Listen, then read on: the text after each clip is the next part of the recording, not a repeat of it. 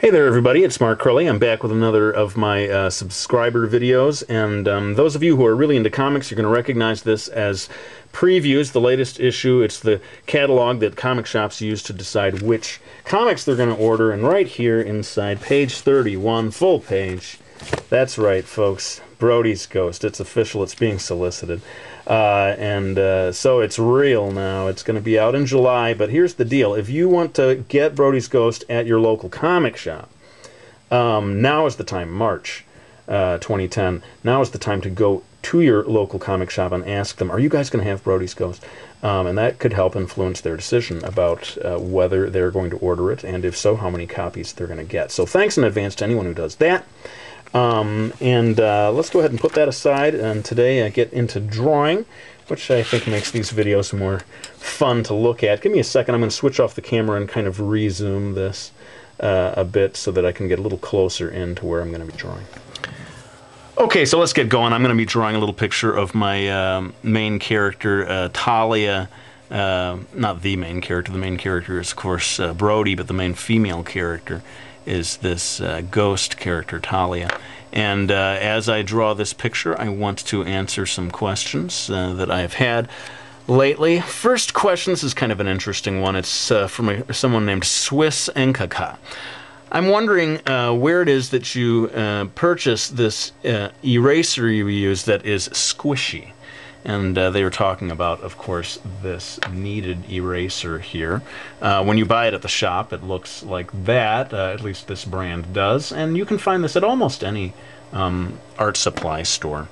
Maybe even just a craft shop these days might have that. It's a good eraser for erasing large surfaces, erasing a lot of stuff all at once without leaving a trail of you know, like with a pink eraser, that kind of dust or whatever, little specks that are left over. And that's the advantage of a kneaded eraser. I find actually that I need also to use an ordinary pencil eraser, you know, like at the end of a pencil, to get into the finer, you know, when you want to erase just a tiny little part. So I don't use only the squishy eraser. I do also use traditional eraser. Let's see if I can answer another question here. What have we got? Someone asked, Anime Steeders, not really sure. Question is Brody's Ghost going to be similar to Miki Falls in any way? You know, it's not going to be very similar to Miki Falls. I got to say that. And everything that I do, I try to make a clean break with what I did previously and challenge myself to do something different. And so, you know, Miki Falls has this kind of shoujo aspect to it, and I decided, boy, this time I'm going to get away from that and do something different. I'm doing the more shonen kind of boys comics style, and so it's not going to be super similar to Miki Falls in very many respects, but it does still, you know, Miki Falls was trying to do a type of a manga style, and I think this one is as well, although I'm trying for more of a realistic, anatomically realistic style on this one. With Miki Falls, there were a lot of people saying, the chins are too big. And over time, I came to agree with the people that said that it was probably better to try to get more realistic proportions. So that's what I'm doing with Miki Falls. And the story, much more action. But those of you who liked Miki Falls, who read Miki Falls and liked it, rest assured you're going to get the same kind of storytelling approach. If you like my approach to telling a story, I'm not going to suddenly change that. So, yeah, hopefully the people who liked Miki Falls will enjoy coming along for this one. And the crucial thing is those who are like, oh, I don't know, I can't read Miki Falls, it looks too much like a girl's manga, which it really wasn't, especially as it went along, but I think a lot of people looked at it that way. Those of you who found that they couldn't support me with Miki Falls, I'm hoping that this is the one that you can get behind, Brody's Ghost, because it definitely is more of a boy's story. Okay, enough about that. Let's see if I can have another question to answer. Here's an interesting one. Black Wolf 669. How much can a manga or comic book artist make? And I'm pretty sure the meaning of the question is, how much money can you make? And, you know, I'm not going to sit here and tell you, well, here's how much I make. No.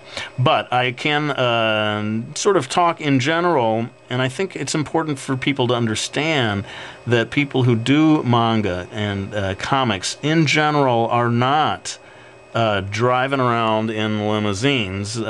You know, this is not the lifestyle of the rich and famous getting into comics. This is more about just doing what you love. And I'm not saying that you're going to necessarily live in poverty if you pursue comics, but you will find, and this is certainly the case with me, that you're going to have to do other stuff in addition to doing comics. So for me, I do a lot of public speaking. I go to schools and libraries, and I enjoy that. It's not like, oh, I have to do this. No, I love it. But I think realistically, if you are a young person who's like, oh, I want to get into manga or comics, you know, can I do this? Can I survive doing this? I'm here to tell you, yes, you can. But you got to be open-minded and kind of prepared to maybe have a day job or have some other thing. I don't. I'm lucky. I don't have a day job. This is really what I do. I'm self-employed. I do comics. I do books. I do, like I said, public speaking. And, you know, chances are my lifestyle is not all that different from your parents' lifestyles. I have a, sort of average middle-class existence. But I do want to dispel any ideas that people said, oh, man, he's rich, he's out here making these videos, selling more and more comics so he can buy a new car. No, that is definitely not the case, people. I'm an average guy just trying to make a living, feed his family. You know what I mean? Yeah, but basically the bottom line is, hey, if you want to do this, if this is your dream, I say go for it. Don't let anyone tell you that you're going to starve or that you can't do it. It is definitely possible. So keep that dream alive. Let's move on to, I got at least a couple more questions. This one from Water Nymph. Are all of the characters in Brody's Ghost going to be Japanese? My friend Camille wants to know this. And so, Water Nymph, you tell your friend Camille that no, not all of the characters in Brody's Ghost are going to be Japanese. In fact, that's one of the big ways in which this story breaks away from Miki Falls. Miki Falls was set in Japan. Every character, pretty much, in the whole story, with just one or two exceptions, was Japanese. This time, I'm doing something kind of interesting. This is maybe the first time I've done a story where the location is left a little bit ambiguous. And I got this idea from my editor. He said, you don't have to name this city. You don't have to say where it is, whether it's Europe in the future. The story is set in the future. You don't have to say that. You can just say it's the city, a city, somewhere, and then just sort of leave it like that. So that's kind of cool. That's what I'm doing with this. I don't think I'm ever going to actually name this city. So you can imagine that it's L.A. in the future, or you can imagine that it's, London in the future. It's kind of up to you. And the characters' names, for the most part, are kind of English-sounding names or European-sounding names. Brody, his best friend's name is Gabriel. This ghost character, this girl that I'm drawing here, her name is Talia. And so, yeah, it's kind of fun to leave it vague that way and not really set it down. But it's almost certainly not Japan, unless Japan suddenly becomes this multicultural place in the future. That's why, one of the fun things that I'm doing with it, you see signs in all these different languages. So there's signs in English, there's signs in Spanish, Chinese, Japanese, and sort of this future where the city has so many different languages spoken that almost no single language predominates. Well, let me move on to maybe the last question that I have today. And as I do that, maybe I can find another pencil. Give me a second. Thought I'd switch to my trusty Dixon Ticonderoga. Little endorsement there. Not really, use any pencil that works for you. And finally, the last question from Matthias. I hope that's pronounced right. He's saying, hey, Mark, I wonder if Brody's Ghost is going to be for kids or youngsters or maybe even adults. And that's a very good question. And let me sort of tell you what the deal is with Brody's Ghost in terms of the age group. What I'm trying to do here is something that teenagers, grown-ups can enjoy, not feel like, oh, I'm reading a kid's comic. I want it to be a story that feels acceptable to teenagers and on up into adulthood without there being, swearing or really over-the-top violence, like with blood.